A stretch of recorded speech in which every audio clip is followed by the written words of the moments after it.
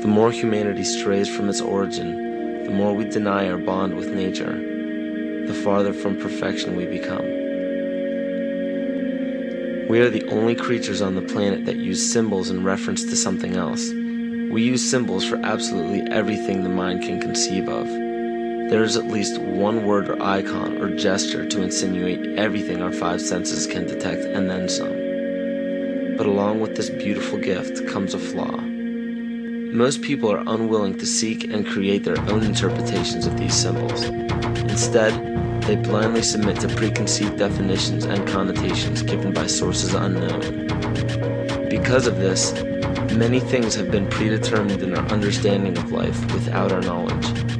Words can be perverted and used to manipulate rather than to inform. Symbols can be used to segregate rather than unite. And those given the responsibility and authority to disseminate information to the public possess the ability to do with it what they choose. Listen carefully.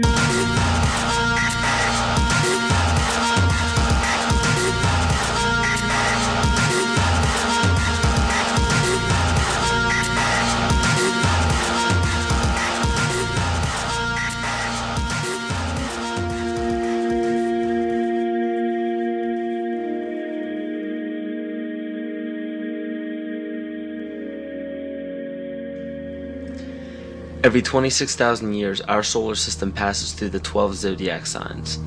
Ancient civilizations such as the Hopi, Egyptians, Cherokee, Apache, and the Mayans were aware of this great cycle and developed calendars according to it. This cycle stems from many different occurrences in nature, such as the sun's orbit around Alcyone, the central star of Pleiades, as well as the 260-day cycle of human gestation. This cycle is broken down into 5 sub-cycles of 5,125 years each, which were thought to have their own age. The Aztec calendar or Mesoamerican sunstone depicted each cycle being destroyed by one of the 5 elements. The cycle we are currently in is the age of the 5th sun, 3113 BC to 2012 AD. More precisely, this great cycle ends December 21st, 2012. Mayan cultures and civilizations were aware of this end date, and Nostradamus even prophesied about it. For Earth, which we are currently in now, is also known as the movement, shift, evolution, and consciousness. Living Maya timekeepers proclaim that the Earth has been through fire, earth, air, and water. The final element is ether, or center. The Hopi believe that the 4th world of destruction closes and the 5th world of peace begins on December 21st, 2012. The Great Cycle is broken down into what the Mayans believe to be 13 Bactans. Earth began its 13th Bactan in 1618, which was known as the Triumph of Materialism, as well as the Time of Great Forgetting, in the prediction that humanity will lose the awareness of their true bond with nature by means of external possessions. This is where ego and domination became the predominant ambition of the civilized world. Not surprisingly, this time frame was precisely when the worldwide coordination of Pope Gregory XIII forced the 12-month calendar as well as the first mechanical clock onto indigenous peoples. This is what's known as the error in time. Before the inception of the 2 instruments by the Roman Catholic Church, each year was divided into 13 moon cycles with 28 days each. But the most detrimental part of these 2 instruments is the insinuation that time was something external, something inorganic and outside the body that we must watch and obey. The 7th century Mayan prophet Pacalvatan left a powerful message for future generations of evolution.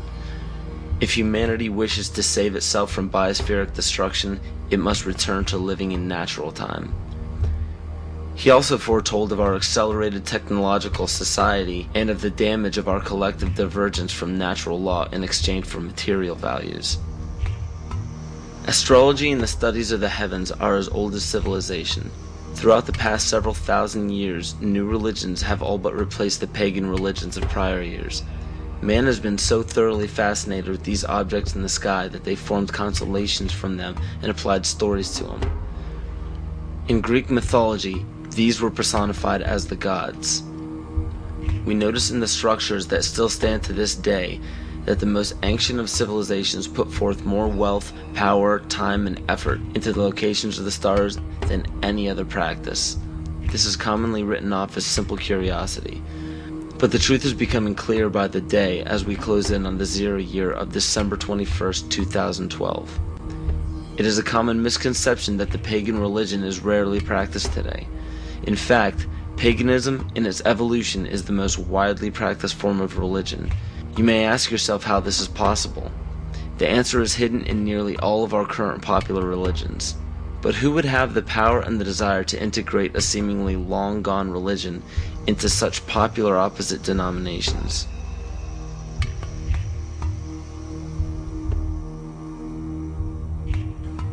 Dr. Adam Weishaupt was born on February 6, 1748 in Ingolstadt in a city in Bayern, or Bavaria, Germany.